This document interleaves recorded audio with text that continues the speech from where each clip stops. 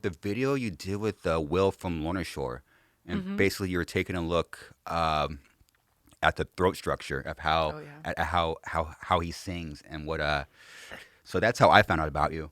Yeah. So it's cool. And then you mentioned that like there was some there was actually seeing how like the throat works with like extreme vocals. You mentioned like there was certain throat structures that he was using that you didn't really expect.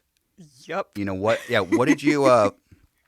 And he's one of the best in the genre too. So what did you find?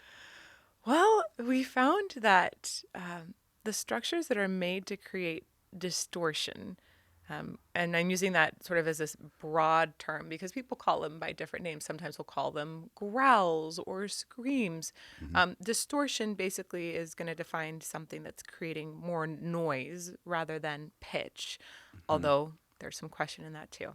But the noise creating structures are generally above the true vocal folds. The true vocal folds are the lowest part actually in your vocal anatomy, and they come together and they go wacka wacka wacka really fast, and they create a pitch. They go like ee, right? That's true vocal folds.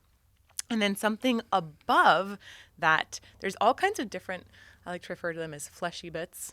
There's like little Okay. bits of anatomy in your Hmm. throat, and actually there are way more of them than we expected. And these are things like your false vocal folds. People have probably heard of that, like a false chord scream, Hmm. right? And then you have above that area epiglottic folds. There's tons of different pieces of anatomy. In Hmm. Will's throat, we actually saw his lingual tonsils, which the kind of back of his tongue is that area. They look like balls in his throat, Hmm. and they were contributing a ton to essentially um, just narrowing the area in the top part of his throat to bring some of those structures together to vibrate and create noise. Okay. We even saw at one point his hyoid bone, which was insane. And his throat does this twist, which I I cannot believe how not just how shocked I was, but seeing the researchers in the room when we saw this down his throat the very first time. Top researchers in the field, literally the guy that coined the term vocology, he's like the god of voice science. Hmm. He stood up with his jaw dropped, Dr. Ingo Titsa, because he saw this throat twist. The epiglottis was like, and it did this extreme twist to create some of Will's top sounding screams. It was nuts. Whoa. Will, I have a Right? newfound respect for you, man. Yeah. That's cool. I know. And since we have so little data actually on metal singers in general, Hmm. especially people who are specializing in growls, Yeah. um, I would say particularly deathcore vocalists, we have Hmm. so such few examples of seeing down people's throats. We don't know if this is just Will. We haven't seen it in other singers, but we don't see Mm. it, right? Is it possible that other singers might do that a little bit as well, this twisting motion? Or are we going to see it? I would guess that most people are probably going to be more straight on, Hmm. but I wouldn't be totally blown out of the water if we did end up Wow. finding a couple that had developed this twist. Hmm. Nuts, right? Yeah, I was gonna ask you. It seems like you're kind of like in like the front line of that, like getting like the science behind these kind of vocals and like actually seeing it. I haven't really heard about any of this until I saw Elizabeth Zharoff like pop off, and I was like, Yeah, who is who is she? And then I saw the video, then I saw Will. I'm like, oh, I haven't seen anything remotely close to this. right. So I guess It's it's pretty something that awesome. I mean I'm also giving you low key giving you ideas for like future videos. Maybe there's like you could do like there's so guys like Will. He is young. You could do younger people than Will. You could do people in their 40s. You have like also in deathcore, specifically speaking, there's like older guys. Like our singer, he's like 44. I wonder Yeah, how what that his looks. You know? very curious. Yeah. We have so we did a Kickstarter in September that was fully funded to bring some more artists in.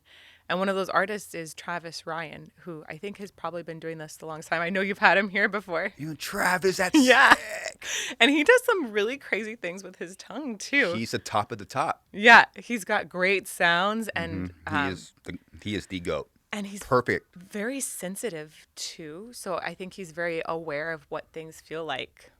Travis, we have Phil Bozeman as well, who has also been around Great. and doing this for a super long time. Great. And one of my goals with the group of artists that we're bringing in is, and this is first wave, so Yeah. like I wouldn't be surprised if we brought in some more later. Perfect. But this first wave, we're trying to get a much broader sense of what vocalists are doing. So we have 3 females as well, which is really important to me. We have Smart.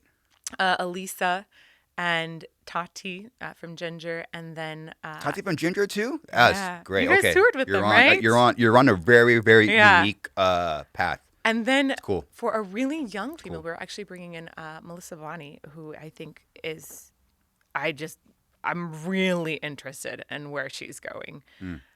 She's fresh and she's exploring a lot of stuff. So, Interesting. yeah.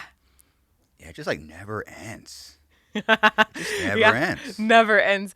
Huh. But the thing that I think is really cutting edge here is it's not that we're looking down a throat, because there have been some cases where people have taken a camera and you literally stick it up the nose.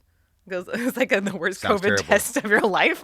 Yeah. Goes up your nose and then down through your soft palate. So it has this like dangling camera that is looking down your throat.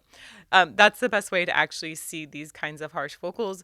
And that's because there is a lot of constriction in the upper part of the throat. If you try and do what's called a rigid scope, that's basically like just sticking a metal prod to the back of your throat. People gag a lot.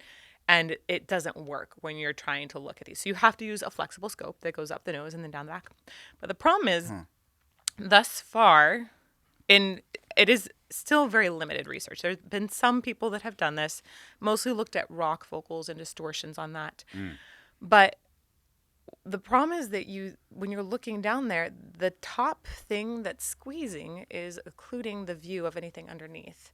Okay. So we don't see below that. And this is where the research that we're starting now, and we actually had Will for the pilot study, it is truly groundbreaking because we're using DMRI. We're using video MRI to see, in addition to seeing visually down the throat, so that if there is, which I think with most of these singers there is, if you have one of these top parts that is squeezing together, with the MRI, we can actually see below it. We get that whole view.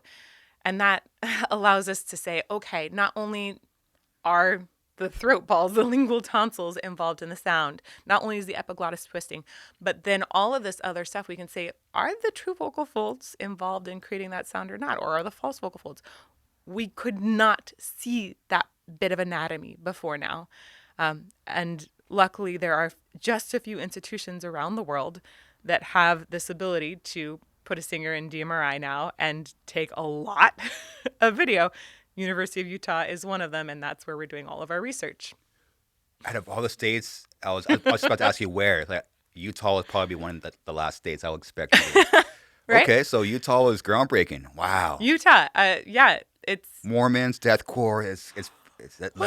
I think it's partly because Dr. Ingo Titsa set up shop there, and I think that he attracted a lot of different voice scientists. And really, there's a hub of voice scientists who are incredible in Utah.